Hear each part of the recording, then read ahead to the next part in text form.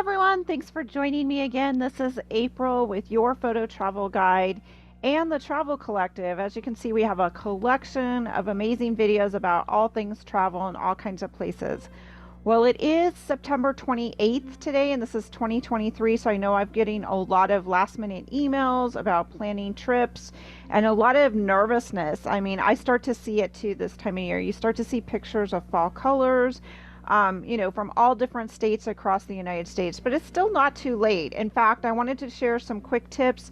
Southwest is running a sale. I don't know if that's for this month that you can take advantage of those sales, but you might look at other airlines if you don't have a plane ticket in place, like Avalo, Breeze, Frontier, Spirit, and be picky on your packing. If you're willing to just take a little backpack with simple change of clothes, wear your hiking boots on the plane, wear your coat on the plane, you'll do fine. New England is very casual, even when you're going to some finer places. As long as you have one nice sweater or a nice shirt, you probably clean up just fine. I've worn hiking boots into some very nice restaurants. So nice clean pair of jeans will get you a lot of places. So let's just clear that out of the way if that's a hurdle.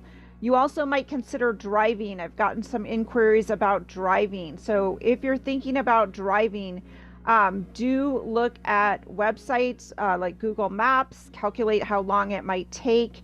There's a site called Travel Math where you can even put in 2 places and pick a halfway point to help you with your plotting and planning. So those are some additional tips. Go to AAA if you're a member. Pick up a paper map. I know I can't, can't see me now. I know I can't stress this enough about picking up a paper map, but a paper map will show you a lot of things. That way, even if you're taking the interstate, maybe you'll see that just off the interstate, there's an amazing historic spot, or you'll see the dotted line that parallels the interstate for a little while. And those dotted lines are scenic routes, by the way, for many of the state maps. So just a couple additional planning tips. Again, just adjust your plans. Follow websites that do fall foliage. Every state is running those.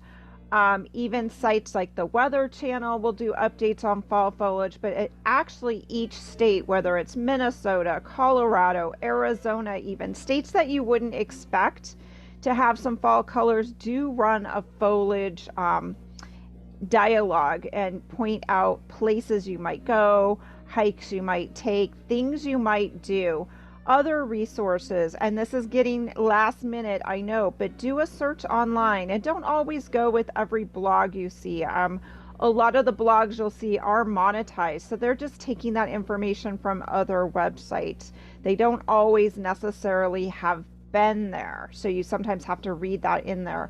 But if you're at a thrift store, look for some of these books, like series, like Off the Beaten Path. I mean, every state has one of these books, pretty much. It's called Off the Beaten Path. And even though some of the lodging and restaurant recommendations might be outdated, which are just in certain parts of the book, there is still plenty of other information about sites like interesting cemeteries, sites where history happened, oddball museums, which we were talking about on a call with my meetup group last week.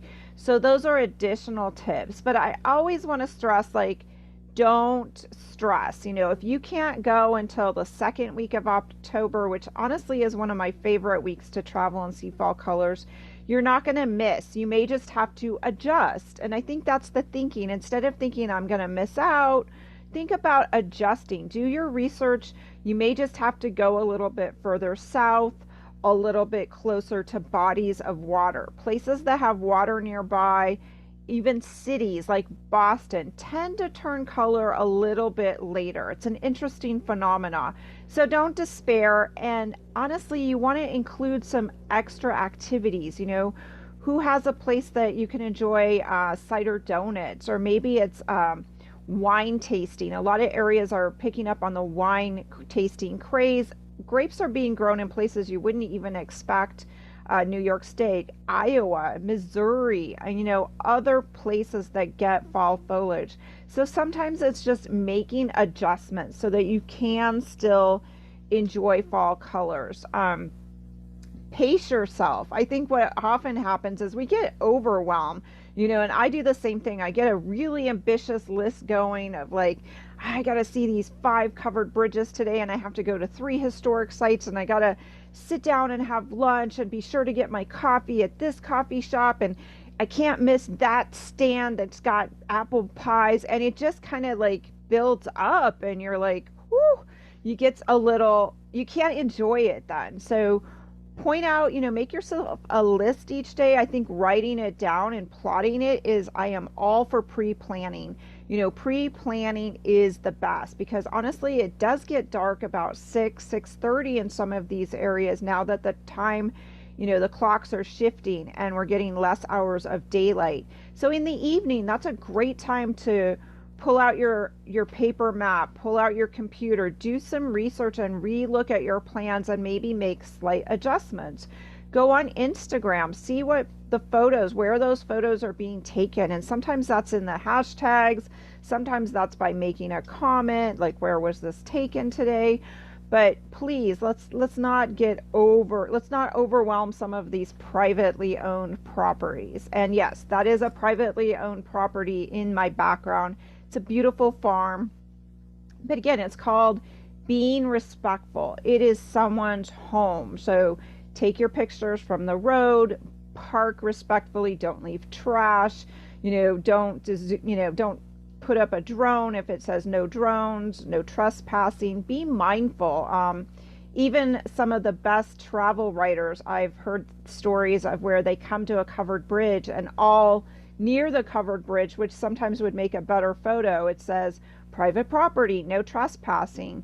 Well, you know what? The sign was put up for a reason. And so if you can't find the owner of the property to ask, maybe your picture in your memory is just best observed from the road safely. Maybe you have to shoot it through the window. Maybe you have to have someone stay with the car, drop you off, you stand in the road quick, grab a few pictures and move on. A lot of enjoying fall foliage isn't always going to be behind our cell phone, behind our camera. Some of it's going to have to be memories that we take with us.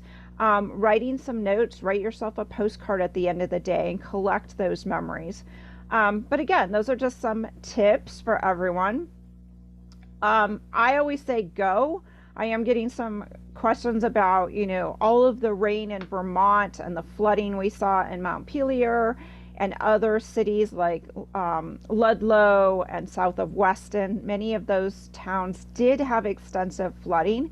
However, that was a month or 2 ago, and by now they want your tourist dollars. Of course, they want them respectfully, but they need you to come and visit these places and, buy sandwiches and buy some souvenirs and eat lunch there, pick up some sandwiches. So it's not that they're closed, and Vermont is very resilient. They've got their roads reopened. Will the leaves be affected? I mean, that's the big question. I have had friends who were in Vermont this week tell me the leaves are looking a little brown, and that's true. Maybe this year they won't be as stellar, but maybe then it's a chance to investigate south of Vermont, Massachusetts. There's a lot to Massachusetts besides just Boston. There's the Mohawk Trail. There's the western edge of Massachusetts, which has some amazing little towns, some Shaker villages. You can go to Amherst, look at your college towns where you will have live music. You'll have an interesting mix of restaurants and other activities. Look for, go to those state websites. Again, there might be a fall festival or a pumpkin patch or one of these corn mazes or a pick it yourself apple place. And maybe if you're flying, you can't take a bushel bag of apples home, but you sure as heck can stop by and sample. A lot of them are doing hard and non-alcoholic ciders nowadays, so you can really get a real mix. And when you're at those places, yes, talk to the locals. The locals often will tell you where, again, you come off as being respectful and observant and curious. They may tell you, like, hey, go up this dirt road past, at the top of the hill, there's a cemetery and you can get an incredible view over the valley. Those are things you're not always going to find maybe on your own or even hours scouring the maps. But that's what you're going to get from a conversation, from going into the local places, the local shops where the locals are. Even those country stores that to you may look a little old or run down, those are the best places. On the bulletin boards, you might see notices of a pancake breakfast. Those are open. You can go participate. You might find that the person in the back is making fresh sandwiches and there's homemade pie slices. Pick up a picnic and take your picnic with you. Be mindful, pick up your trash, but take your picnic when you drive the Kank Highway in New Hampshire, Route 112.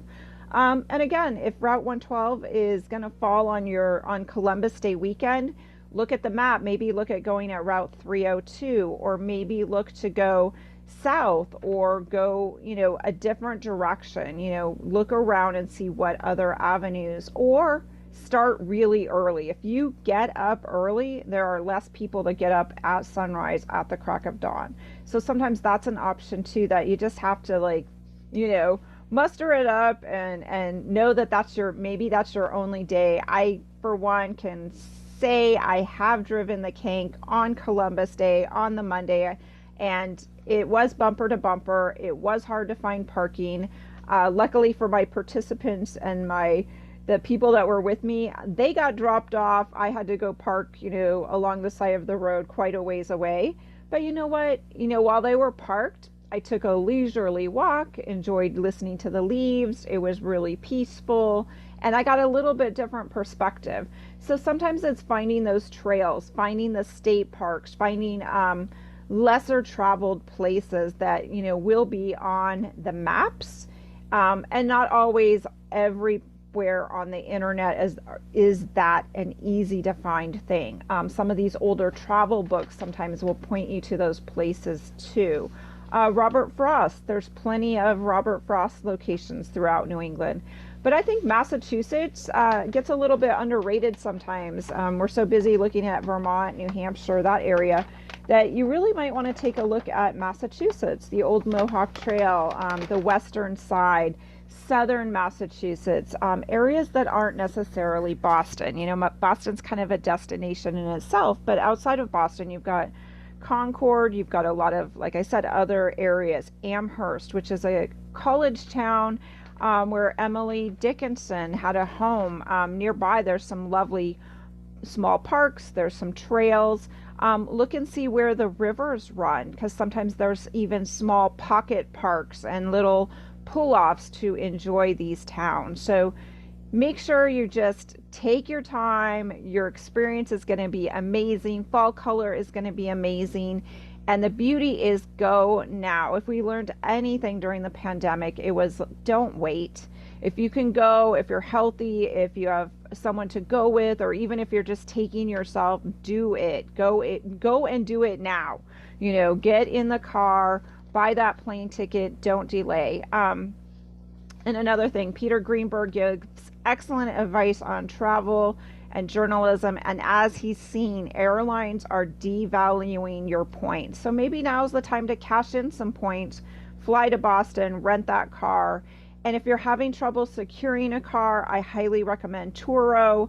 It's kind of like an Airbnb for cars. You can read the profiles of the people you're renting from.